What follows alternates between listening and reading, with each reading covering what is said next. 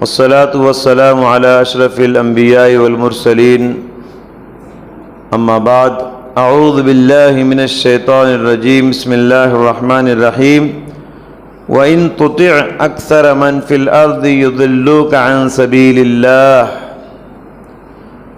سورۃ الانعام کی آیت کریمہ آپ کے روبرو تلاوت کی گئی۔ اللہ تعالیٰ کا فرمان ہے، اے پیغمبر، اگر آپ اکثریت کی پیروی کریں گے تو آپ کو یہ اللہ کے راستے سے گمراہ کر دیں گے۔ اس آیت کریمہ میں یہ قانون اللہ تعالیٰ نے بتایا ہے۔ یہ آیت یہ قانون بتاتی ہے، مشرکین کہتے تھے کہ ہم لوگ حق پر ہیں کیونکہ ہماری تعداد زیادہ ہے، ہم لوگ بہت ہیں اس لیے ہم لوگ حق پہ ہیں، اور مسلمان بہت تھوڑے ہیں اس لیے وہ لوگ ناحق ہیں۔ مشرکین اس طرح کہتے تھے، تو اس وقت اللہ تبارک و تعالیٰ نے اس آیت کو نازل کر کے فرمایا، اکثریت کی بات آپ مانیں گے تو یہ لوگ آپ کو اللہ کے راستے سے ہٹا دیں گے، اللہ کے راستے سے گمراہ کریں گے۔ تو معلوم یہ ہوا میجارٹی اور مائنارٹی یہ حق و باطل کے درمیان کوئی کسوٹی نہیں، صحیح اور غلط کے درمیان پہچان کے لیے کم زیادہ یہ کسوٹی نہیں۔ جو زیادہ ہیں وہ حق پر ہیں، جو کم ہے وہ ناحق ہے، بلکہ حق پرست ہمیشہ سے دنیا میں کم رہے ہیں اور باطل پرست دنیا میں ہمیشہ زیادہ رہے ہیں۔ صحیح دین پہ چلنے والے، حق بات کو قبول کرنے والے ہمیشہ سے کم رہے ہیں۔ جنگ بدر، جنگ احد کے واقعات آپ دیکھیے۔ جنگ بدر میں مسلمان 313، مشرکین 1000۔ جنگ احد میں مسلمان 700، مشرکین 3000۔ اللہ تعالیٰ نے فرمایا، کم من فئۃ قلیلۃ غلبت فئۃ کثیرۃ باذن اللہ۔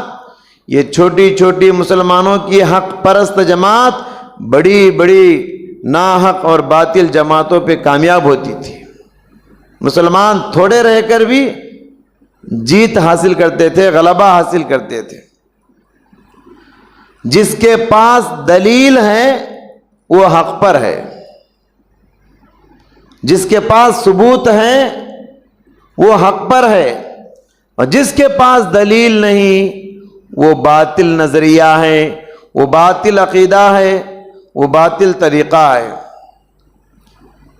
مکے کی زندگی آپ دیکھ لیجئے، ایک طرف پورا مکہ، دوسری طرف گنے چنے مسلمان تھے۔ ابو بکر تھے، خدیجہ تھی، زید بن حارثہ تھے، علی بن ابی طالب تھے۔ یہ گنے چنے ابھی مسلمان ہو رہے تھے، ادھر پورا مکہ تھا۔ لیکن اللہ تعالیٰ نے غلبہ کس کو دیا؟ مسلمانوں کو غلبہ دیا۔ کیوں؟ وہ تھوڑے رہ کر بھی حق پر تھے، ان کے پاس دلیل تھی، اللہ تعالیٰ نے انہی کو غلبہ دیا۔ فرعون نے موسیٰ اور موسیٰ کے متبعین سے کیا کہا؟ موسیٰ علیہ السلام اور موسیٰ علیہ السلام کی پیروی کرنے والوں کے سلسلے میں فرعون نے کیا کہا؟ ان ہؤلاء لشرذمۃ قلیلون، ان ہؤلاء لشرذمۃ قلیلون، یہ تو چھوٹی مٹھی بھر جماعت ہے۔ ہماری زبان میں بولتے ہیں 4 مکھیاں ہیں وہ لوگ۔ جی، فرعون کہتا تھا موسیٰ علیہ السلام کے سلسلے میں، یہ تو بہت چھوٹی جماعت ہے، لیکن اللہ تعالیٰ نے موسیٰ کو غلبہ دیا، فرعون کو پانی میں غرقاب کر دیا۔ پیارے نبی صلی اللہ علیہ وسلم نے فرمایا، وَأَنَّ هَذَا صِرَاطِي مُسْتَقِيمًا فَاتَّبِعُوهُ وَلَا تَتَّبِعُوا السُّبُلَ فَتَفَرَّقَ بِكُمْ عَنْ سَبِيلِهِ۔ یہ میرا سیدھا راستہ ہے، فاتبعوا، تم اسی سیدھے راستے پہ چلو، ولا تتبعوا السبل، اور دوسرے راستوں پہ نہ چلو، فتفرق بکم عن سبیلی، وہ میرے راستے سے ہٹا دیں گے۔ اللہ کے نبی صلی اللہ علیہ وسلم نے زمین پر سیدھی لکیر کھینچی، ایک لکیر، لمبی لکیر، پھر ادھر ادھر دونوں طرف چھوٹی چھوٹی لکیریں کھینچی، اور سیدھی لکیر کے اوپر انگلی رکھ کے پیارے نبی نے فرمایا یہ سیدھا راستہ ہے جنت کو جانے والا، ادھر ادھر چھوٹے چھوٹے راستے کھلے ہوئے ہیں اور یہ جہنم میں لے جانے والے راستے۔ صحیح راستہ ایک ہے اور غلط راستے بہت ہیں۔ تو اللہ نے فرمایا وَأَنَّ هَذَا صِرَاطِي مُسْتَقِيمًا، صراط مستقیم ایک راستہ ہے، اسی راستے پر چلو، وَلَا تَتَّبِعُوا السُّبُلَ، راستوں پر مت چلو۔ کیا فرمایا؟ راستے پر چلو، راستوں پر مت چلو۔ راستے بہت ہیں، یہ بہت زیادہ ہونا کوئی صحیح ہونے کی دلیل نہیں، کسوٹی نہیں، ایک راستہ ہے اسی پہ چلو۔ شاعر نے کہا مسلک سنت پر اے سالک چلا جا بے دھڑک، جنت الفردوس کو سیدھی گئی ہے یہ سڑک۔ تو لہٰذا حضرات، اللہ کے نبی صلی اللہ علیہ وسلم نے بنی اسرائیل کے بارے میں فرمایا کہ بنی اسرائیل 70 پر 2 فرقوں میں بٹ گئی، 72 فرقوں میں بنی اسرائیل بٹ گئی۔ وَسَتَفْتَرِقُ أُمَّتِي عَلَى 73، اور میری امت کے لوگ بنی اسرائیل سے قدم آگے بڑھ کر 70 پر 3 فرقوں میں بٹ جائے گی۔ کلہم فی النار الا واحد، سب جہنم میں جائیں گے سوائے ایک کے۔ 70 پر 3 فرقے میری امت کے لوگ بنیں گے، کلہم فی النار، نبی کے حدیث کے الفاظ ہیں سب جہنم میں جائیں گے الا واحد، ایک جنت میں جائے گا۔ 72 فی النار وواحد فی الجنہ، فرمایا کہ 70 پر 2 فرقے جہنم میں جائیں گے، ایک فرقہ ہوگا جو جنت میں جائے گا۔ کون سا فرقہ ہے وہ ایک فرقہ جو جنت میں جائے گا؟ آپ علیہ السلام نے اسی کی طرف اشارہ بھی کر دیا، ما انا علیہ واصحابی، جس طریقے پر میں ہوں اور میرے صحابہ ہیں وہ لوگ جنت میں جائیں گے۔ یعنی نبی کے طریقے کو جو فالو کرے گا، نبی کو امام بنا کے نبی کے طریقے پر چلے گا، اور صحابہ نبی کے طریقے پر چلے، تو گویا نبی کا طریقہ اور صحابہ کا طریقہ جو اپنائے گا وہ جنت میں جائے گا، وہی ایک فرقہ ہوگا۔ آج لوگ کس کس کو امام بنا کے بیٹھے ہیں؟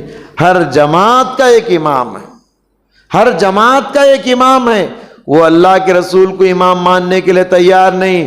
ہمارے امام صاحب ایسے نماز پڑھے، ہمارے امام صاحب ایسے روزے رکھے، ہمارے امام نے یہ طریقہ بتایا، اماموں کی پیروی کر رہے ہیں۔ امام الانبیاء رسول اللہ صلی اللہ علیہ وسلم کی جو پیروی کرے گا اور ان کے صحابہ کی پیروی کرے گا، وہ فرقہ جنت میں جائے گا، یہ نبی کریم صلی اللہ علیہ وسلم نے فرمایا۔ قیامت کے دن حدیث میں ہے اللہ تعالیٰ حضرت آدم علیہ السلام کو بلائے گا اور کہے گا تمہاری اولاد میں سے ہر 1000 میں سے 990 پر 9 جہنم میں ڈالو اور ایک کو جنت میں۔ سبحان اللہ، ایمان کی کتنی خطرناک جانچ ہوگی، آپ اندازہ لگائیں اس حدیث سے۔ کیا فرمایا؟ ہر 1000 میں سے 990 پر 9 جہنم میں ڈالو، بچے کتنے؟ ایک، اس کو جنت میں ڈالو۔ یہ حدیث سننے کے بعد صحابہ بے چین ہو گئے، صحابہ حیران پریشان ہو گئے۔ تو پیارے نبی صلی اللہ علیہ وسلم صحابہ کی بے چینی کو دیکھ کر تسلی دیتے ہوئے فرمایا گھبراؤ نہیں، 990 پر 9 جو جہنم میں جائیں گے ان میں اکثریت یاجوج ماجوج ہوں گے۔ یاجوج ماجوج بھی انسان ہیں، پیارے نبی کے زمانے سے لے کر آج تک وہ پائے جاتے ہیں، لیکن کم تعداد میں۔ لیکن جس دن یاجوج ماجوج کا غلبہ دنیا میں ہو جائے گا تو سمجھ جانا چاہیے کہ قیامت بہت قریب آ چکی ہے۔ یہ حدیث سنانے کے بعد صحابہ کو ذرا اطمینان ہوا۔